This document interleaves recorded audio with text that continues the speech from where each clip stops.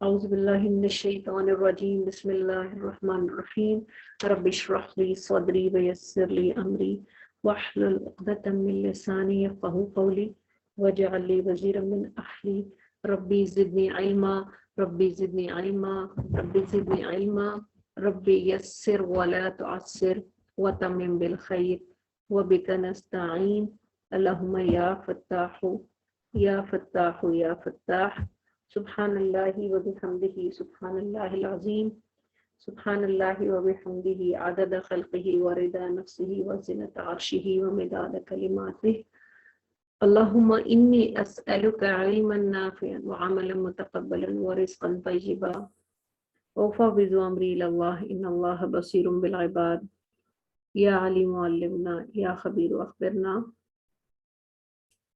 بسم اللہ الرحمن الرحیم سورۃ الحجرات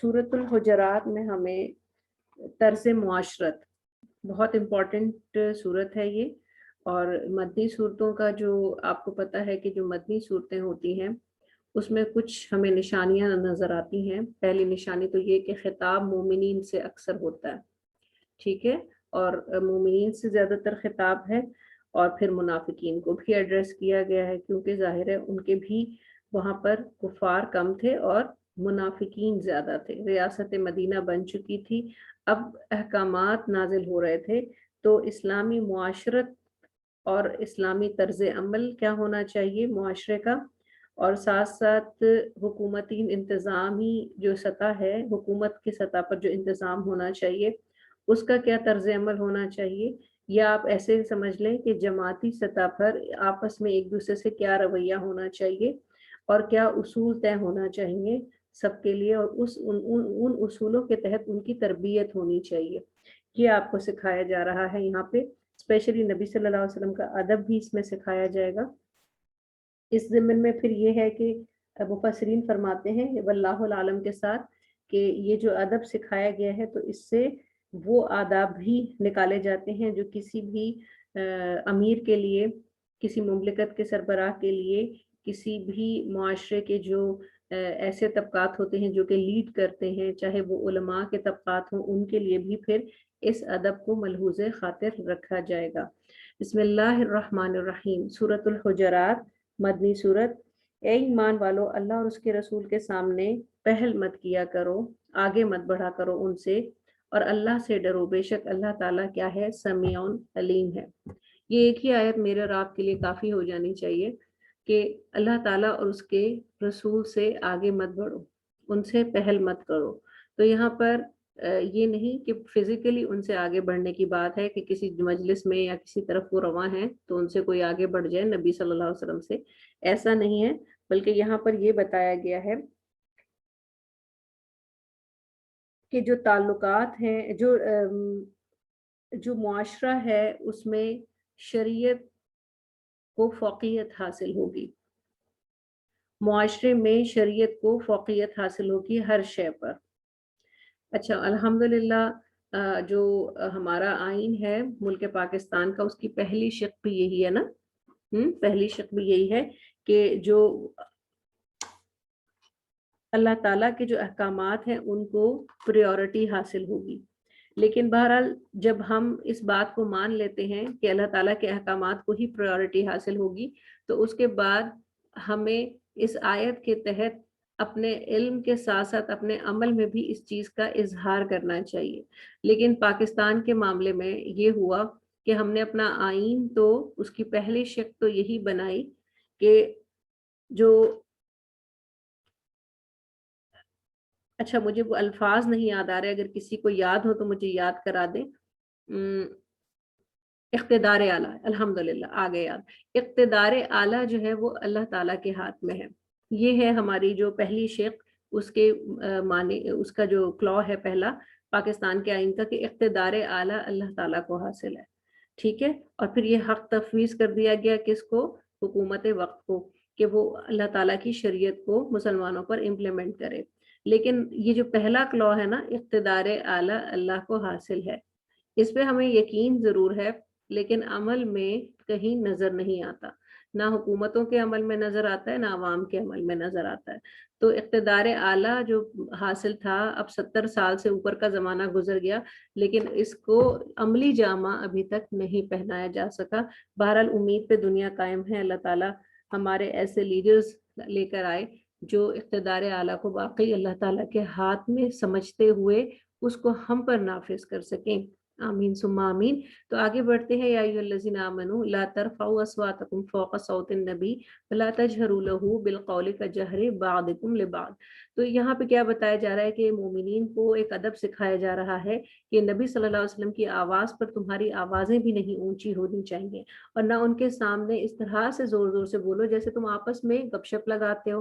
وہ تمہارے لیڈر بھی ہیں، وہ تمہارے حکومت کے بھی سربراہ ہیں، اور سب سے بڑھ کر وہ اللہ تعالیٰ کے رسول ہیں اور تمہارے ہادی ہیں۔ اس لیے یہ ادب کا تقاضا ہے کہ تم جس طرح آپس میں گپ شپ لگاتے ہو تو ان کے سامنے اس طرح سے بات نہ کرو، بلکہ مؤدب ہو کر بات کرو۔ کہیں اس طرح بات کرنے سے، خوش گپیاں کرنے سے، اور بس اس کو یہیں تک رکھتے ہیں کہ خوش گپیاں کرنے سے یا ان کے سامنے بے ادبی کے ساتھ بات کرنے سے کہیں تمہارے اعمال جو تم نے کیے ہیں وہ اکارت نہ ہو جائیں۔ تو بہت اس کو غور سے دیکھیے کہ نبی صلی اللہ علیہ وسلم کا ادب کتنا زیادہ ہے، نبی صلی اللہ علیہ وسلم کا ادب کتنا زیادہ ہے۔ اور جو کچھ یورپین کنٹریز جہاں پہ نعوذ باللہ نبی صلی اللہ علیہ وسلم کی تضحیک کی گئی، کارٹونسٹ نے کارٹونز بنائے، مطلب زبان پہ بھی یہ بات لاتے ہوئے عجیب لگتا ہے۔ تو ان کا خیال یہ ہے کہ یہ کیا ہے، یہ ہماری جو ہے وہ کیا کہلاتی ہے، آرٹ کی آزادی ہے۔ اس کا تقاضا ہے کہ ہم چاہے ننگوں کی تصویریں بنا لیں، چاہے کسی کے لیڈر کو نعوذ باللہ ان کو ہم پورٹرے کریں، برے انداز میں کریں، اچھے انداز میں کریں، لوگوں کے اندر ٹالرنس ہونی چاہیے۔ لوگوں کے اندر ٹالرنس ہونی چاہیے، ٹالرنس بے شک ہونی چاہیے، لیکن نبی صلی اللہ علیہ وسلم کی جہاں آ جاتی ہے ان کی عزت، ان کی تکریم، تو اس کے معاملے میں پھر مسلمانوں سے ٹالرنس کی توقع نہیں رکھنی چاہیے۔ اسی لیے جب پھر ہماری گورنمنٹس مسلمانوں کی سپورٹ میں ان باتوں کو نہیں مانتے تو اس کے کیا نتائج نکلتے ہیں ہمیں نظر آ رہے ہیں۔ تو اللہ تعالیٰ ان کو بھی عقل دے کہ یہ ایسے فیصلے کم از کم، ہم بے شک محکوم صحیح، ہم بے شک ان سٹیجز پہ نہیں ہیں، ہاں مانتے ہیں کہ ہم میں اب بھی محکومیت ہے، ہم حاکمیت والے لیول پہ نہیں ہیں، لیکن اپنے آپ کو اگر حاکمیت کے لیول پر لے کے جانا ہے تو کچھ چیزوں پر غیرت کا مظاہرہ کرنا پڑے گا۔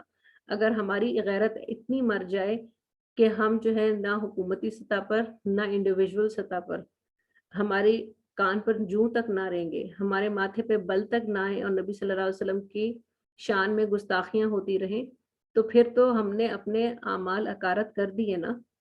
تو یہ کتنا برا ہے ہمارے لیے کہ ہم اتنی محنت کر رہے ہیں، ہم یہاں آ کے بیٹھتے ہیں، ہم قرآن کو سمجھتے ہیں، ہم نمازوں میں دل لگانے کی کوشش کرتے ہیں، تو یہ کیا عجیب بات نہیں ہوگی بلکہ عجیب بات نہیں بلکہ کہنا چاہیے کہ ہمارے لیے خسارے کی بات نہیں ہوگی کہ ہمارے یہ اعمال ایک طرف ہم ان کو کیے جا رہے ہیں اور دوسری طرف ہماری خاموشی نبی صلی اللہ علیہ وسلم کی شان میں گستاخی اور پھر اس پر ہماری خاموشی وہ کہیں ہمارے ان اعمال کو ضائع تو نہیں کر دے گی۔ سوچنے کی بات ہے میری اور آپ کے لیے۔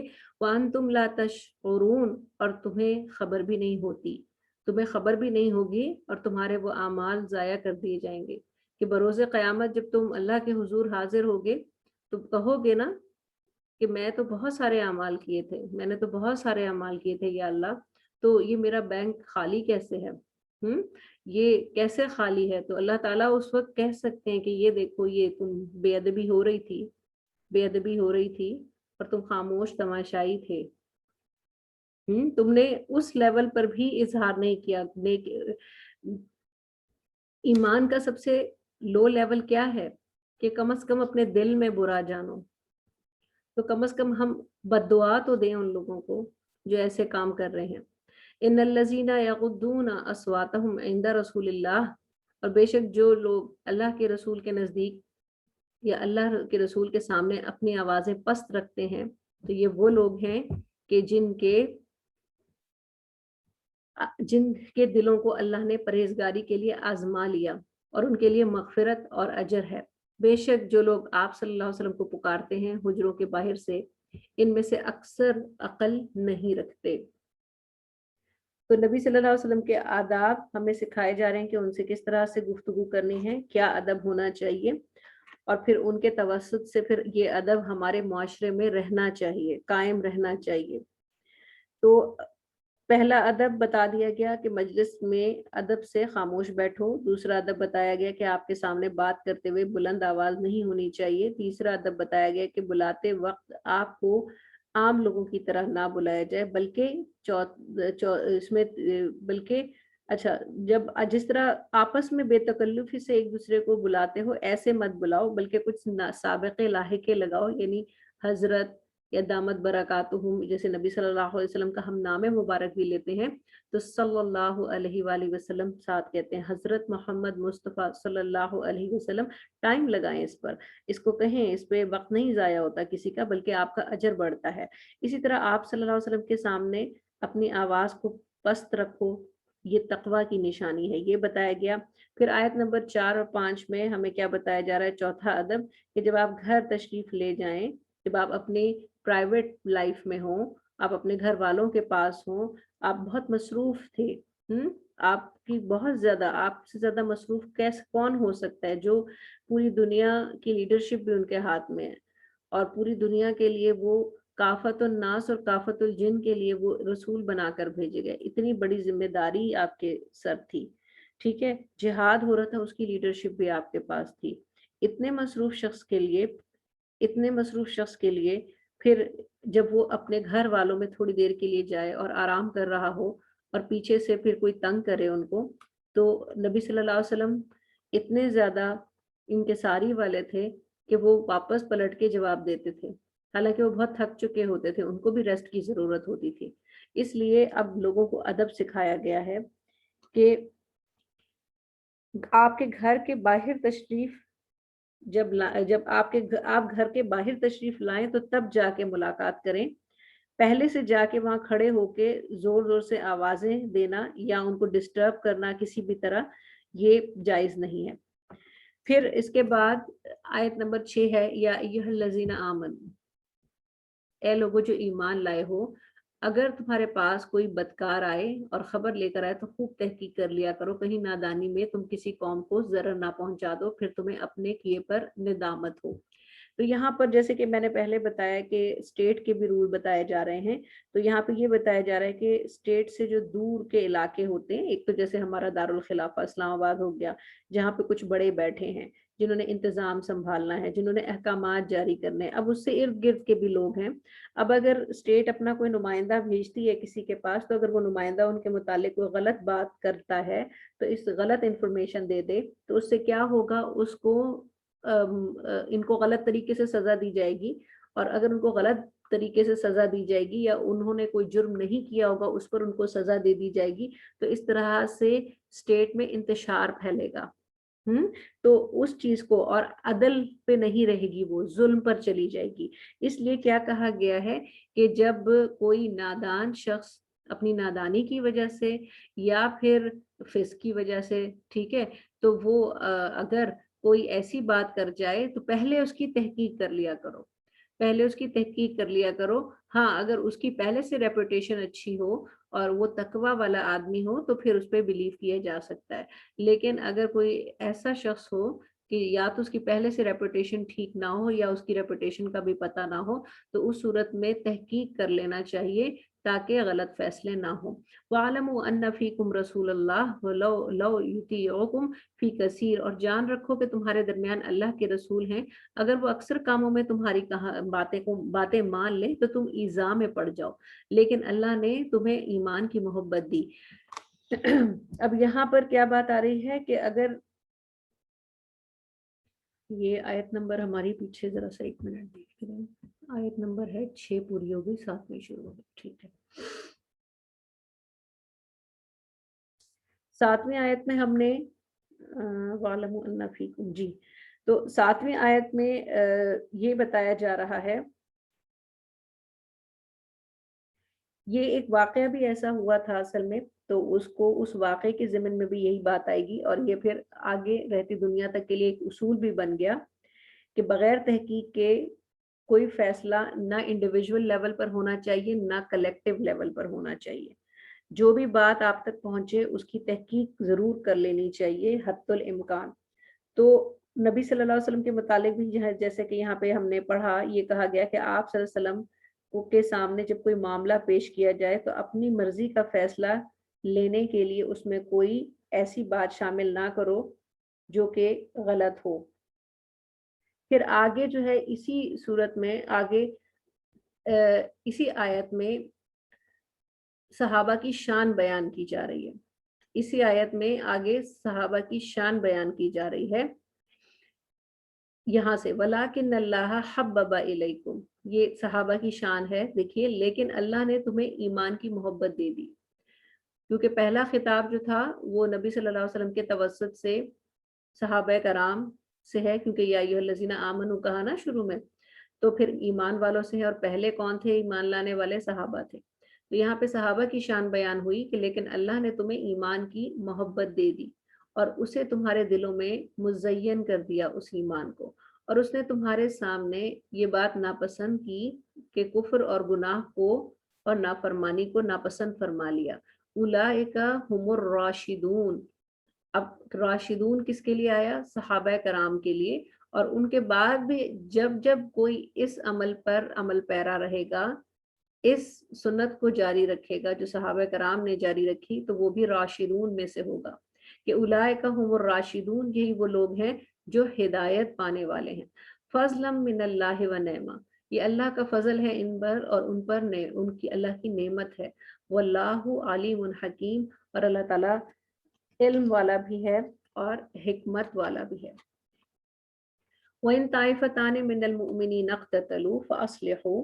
اب ایک اور رول بتایا جا رہا ہے، کہ اصول بتایا جا رہا ہے کہ اگر مرکز میں رہنے والے جو مسلمان ہیں، اگر ان میں کوئی مرکز میں رہنے والے نہیں بلکہ مسلمان کہیں گے ہم، کہ اگر مسلمانوں میں سے کوئی دو گروہ آپس میں لڑ پڑے یا ان کا تنازع ہو جائے، لڑائی ضروری نہیں ہے، تنازع ہو جائے آپس میں، تو اس میں پھر گورنمنٹ کو یہ رول پلے کرنا چاہیے، جو گورنمنٹ کی سطح کی اگر بات کی جائے، کہ وہ ان کے درمیان اس تنازع میں ان کی صلح کروائے. اور اگر گورنمنٹ لیول پہ نہیں ہے، ہمارے گھروں کے لیول پر ہے، تو اس میں بھی یہی ہے کہ گھروں میں بھی اگر دو لوگوں میں تنازع ہو جائے، یا گھروں میں ہی کسی دو فیملیز میں تنازع ہو جائے، تو کسی ایسے معتبر شخص کو یا معتبر فیملی کو چاہیے کہ وہ ان کے اس تنازع میں ان کے درمیان صلح کرانے کی کوشش کرے. ہمارے ہاں کیا ہوتا ہے کہ جب اس میں کچھ لوگ اپنے مفاد کے تحت کسی ایک پارٹی کے ساتھ کھڑے ہو جاتے ہیں، اور کچھ دوسرے لوگ اپنے مفاد کے تحت دوسری پارٹی کے ساتھ کھڑے ہو جاتے ہیں، بجائے اس کے کہ ان کے درمیان صلح کروائیں. ٹھیک ہے، صلح کی کوشش کرانے والے کم ہوتے ہیں، اور کچھ لوگ وہ ہوتے ہیں جو اس جھگڑے کو انجوائے کرتے ہیں، دونوں کی طرف ہی نہیں ہوتے، وہ تو چاہتے ہی فساد ہیں. تو اصل میں اصلاح کیا ہے، ثواب اور اجر کس بات میں ہے؟ کہ اپنے مفادات کو پس پش ڈال کر اس وقت ان دونوں گروہوں کی مدد کی جائے، دونوں خاندانوں کی مدد کی جائے، اور ان کے تعلقات کو آپس میں کسی بھی طرح سدھار اس میں پیدا کرنے کی کوشش کی جائے. پھر اگر اس کو آپ جماعتی سطح پر یا اسٹیٹ کی سطح پر دیکھیں، تو پھر اس میں اگر کوئی ایک زیادتی کر دے ان دونوں میں سے، یعنی جب کچھ اصول طے پا جائیں اور ان کے درمیان ایک ایگریمنٹ ہو جائے، یا پھر ان کے درمیان صلح کا کوئی معاہدہ ہو جائے، تو اگر اس صلح کے معاہدے کی کوئی ایک بھی خلاف ورزی کرے گا، تو پھر جو اتھارٹی ہے اس کو یہ اختیار حاصل ہوگا کہ جنہوں نے خلاف ورزی کی ہے وہ ان سے لڑیں. ٹھیک ہے، یہاں تک کہ وہ اللہ کے حکم کی طرف واپس آ جائیں. پھر جب وہ رجوع کر لیں تو تم ان دونوں کے درمیان عدل کے ساتھ دوبارہ صلح کروا دو، اور تم انصاف کرو، بے شک اللہ انصاف کرنے والوں کو دوست رکھتا ہے. اس کے سوا نہیں کہ سب مومن بھائی بھائی ہیں. ٹھیک ہے، رکوع نمبر 1 مکمل ہوا. رکوع نمبر 2 میں بھی طرز معاشرت سکھایا جا رہا ہے، اور ایسا طرز معاشرت ہونا چاہیے کہ جس سے آپس میں اصلاح ہو سکے، لوگ بھائی بھائی بن کے رہ سکیں، آپس کی قدورتیں اور نفرتیں دور کی جائیں، نہ کہ ان کو بڑھایا جائے اور کشیدگی کو ختم کیا جائے۔ پرامن معاشرہ، پیسفل انوائرمنٹ، پیسفل سوسائٹی، یہ ہے اسلام کی ریکوائرمنٹ۔ وہ جو جس کو آج بہت زیادہ یہ پیس پیس کے نعرے جو ہیں وہ لگا رہے ہیں جو لوگ، وہ پیس نہیں چاہتے اصل میں۔ تو پیس اللہ تعالیٰ نے ہمیں دیا ہے اور ہمیں بتایا ہے کہ کس طرح ایک پیسفل معاشرہ بنایا جاتا ہے۔ اس کے اصول ہمیں باہر سے لینے کی ضرورت نہیں ہے۔ آپ سورہ حجرات کھول لیں، آپ کو تمام اصول مل جائیں گے۔ یا ایھا الذین آمنوا لا یسخر قوم من قوم عسى ان یکونوا خیرا منهم، بہت ہی امپورٹنٹ اصول کہ اے مومنو، تم میں سے ایک گروہ کے کچھ مرد دوسرے گروہ کے مردوں کا مذاق نہ اڑائیں، کیا عجب ہے، کیا پتا کہ وہ ان سے بہتر ہوں۔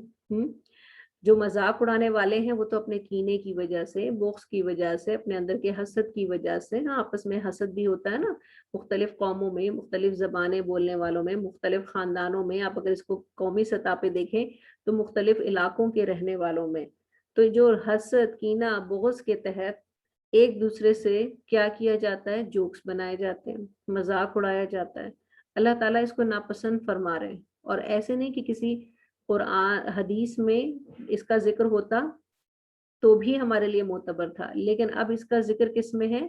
قرآن میں ہے، اور قرآن میں آئی ہوئی ہر بات پتھر پر لکیر ہوتی ہے۔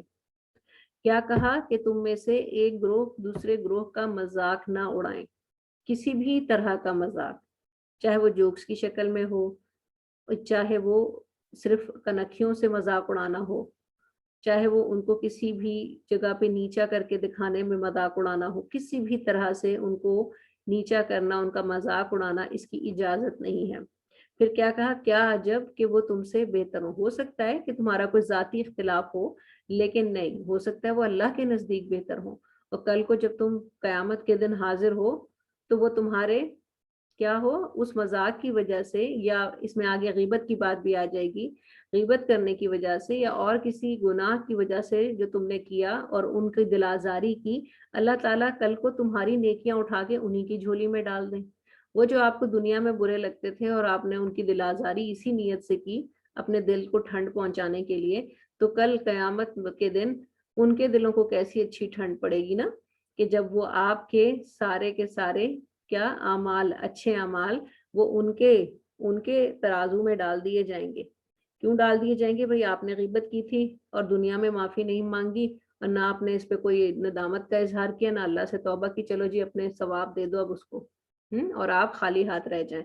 اللہ تعالیٰ ہم سب کو بچائے اس سے، ایک دوسرے کی عزت کرنے والا بنائے۔ نہیں ہے کوئی نہیں ہے چیز نکمی کوئی زمانے میں، کوئی برا نہیں قدرت کے کارخانے میں۔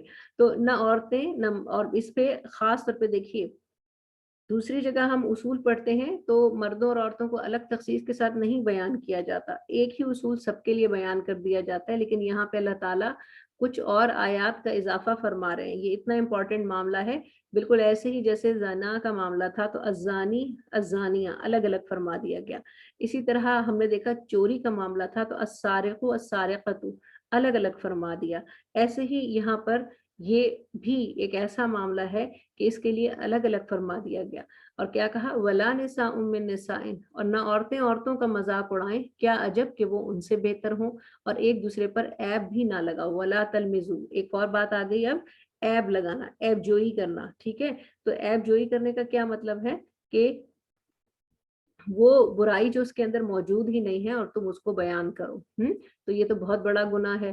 تو کسی پر عیب نہ لگاؤ، پھر اس پہ باہم برے القابات سے اس کو چڑھاؤ مت۔ یہ برے القاب لگانے کی بیماری بھی ہمارے ہاں بہت عام ہے، بہت عام ہے، تو اس سے بھی سختی سے منع کر دیا گیا۔ اور ایمان کے بعد گناہ کا نام لگانا کسی پر، یہ تو بڑا برا ہے، اور جو باز نہیں آیا تو وہی پھر کیا ہے، ظالمین میں سے ہوگا۔ یا ایھا الذین آمنوا اجتنبوا کثیرا من الظن، پھر اے مومنو تم بہت زیادہ گمان سے بچا کرو، بدگمانی مت کیا کرو۔ دیکھیں بدگمانی جو ہے نا وہ اس طرح ہے جیسے گھن کا کیڑا، جیسے ٹرمائٹس ہوتے ہیں، اندر ہی اندر लकड़ी को खा जाते हैं, ऊपर से बड़ी खूबसूरत लग रही है, हाँ, ऊपर से बड़ी प्यारी कुर्सी है, लेकिन उसको अंदर से ऐसे खाया है कि अभी कोई बैठा और धड़ नीचे गिर गया। वो तो अंदर से बूदी और कमज़ोर हो चुकी थी। तो ऐसे ही ये जो अमराज़ है ना, कीना, बुग़्ज़ और हसद और फिर बदगुमानी, अल्लाहु अकबर! तो ये जो बदगुमानी है ना, ये एक ऐसा कीड़ा है जो इंसान को अंदर ही अंदर खा जाता है।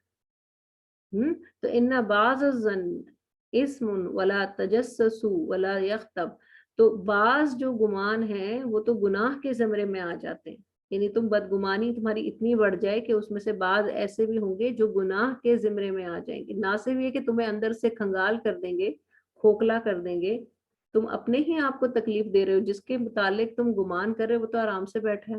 वो तो हँस रहा है, मुस्कुरा रहा है, खुश है, और तुम बदगुमानी को अपने दिल में लेके क्या कर रहे हो? अपने आप को ही नुकसान दे रहे हो। हुँ? तो बात ये है कि बेशक बाज़ गुमान गुनाह होते हैं। एक हदीस भी है इसके मुतालिक, आप इस हदीस को जब भी आपके ज़हन में बुरा गुमान आए, और हम सबके दिलों में आ जाता है, तो बी पॉज़िटिव, पॉज़िटिविटी की तरफ जाएँ। आपका ख़्याल गलत हो सकता है। अपने इस ख़्याल को झटकें बार-बार और कहें कि ये मेरा ख़्याल गलत हो सकता है।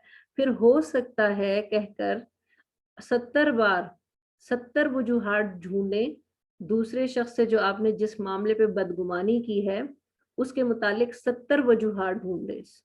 कि 70 बार ये सोचें कि इस वजह से उसने ऐसा किया होगा या वैसा किया होगा, या फिर अपने मुतालिक ये सोचें कि मेरी बदगुमानी जो है उसकी वजह ये रीज़न्स हो सकते हैं, नहीं ऐसा नहीं हुआ है। और अपने आप को जो शैतान आपके दिल में बार-बार फूँक रहा है ना, वसवसे डाल रहा है, इसको निकालें, उसको भगाएँ। इसके साथ-साथ ताउज़ का इंतज़ाम करें, यानी जो अल्लाह ताला से अल्लाह ताला से पनाह लेने वाली आयत हैं और शैतान से बचाने वाली आयत हैं, और जो दुआएँ हैं मासूरा, उनका एहतमाम करें। इन्ना बाज़-ज़न्ना इस्मुन वला तजस्ससु, और टटोल में मत रहो, तजस्सुस मत करो। हुँ? तजस्सुस मत करो। 1 मिनट। वला यग़्तब, यग़्तब गीबत से है, और एक दूसरे की उयूब को बयान मत करो पीठ पीछे, ये मुराद है। अयुहिब्बु अहदुकुम, और फिर इसके लिए एक मिसाल समझाई गई गीबत के लिए, और ये काफ़ी शाफ़ी हो जाती है कि क्या कहा कि क्या तुम पसंद करते हो कि तुम में से कोई अपने मुर्दा भाई का गोश्त खाए, तो तुम इससे घिन करोगे। हुँ? मुर्दा भाई का गोश्त खाना से क्या मुराद है? मुराद ये है कि मुर्दा जवाब नहीं दे सकता। हुँ? तो अगर उसका गोश्त खाया जाए, तो कह भी नहीं सकता कि मत करो ऐसा। इसी तरह जब एक शख्स किसी दूसरे शख्स की ग़ीबत करता है, तो वो उस वक़्त मौजूद नहीं होता। उसकी मिसाल मुर्दे जैसी होती है, क्योंकि वो आपको आपके इस ऐब टटोलने पर और उसको आगे बयान करने पर आपकी पकड़ नहीं कर सकता। हुँ?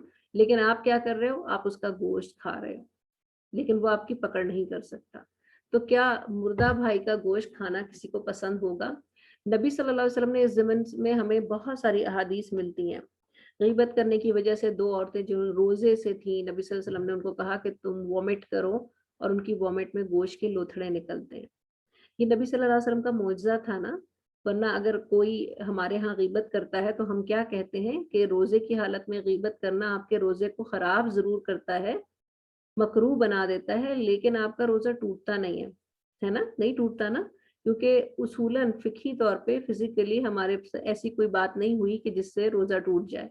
लेकिन ये है कि ये रोज़े को ख़राब कर देने वाली चीज़ है। जैसे रोज़े में कोई भी गुनाह करना रोज़े को नुकसान देता है, ऐसे ही ग़ीबत का गुनाह करना भी रोज़े को नुकसान देगा।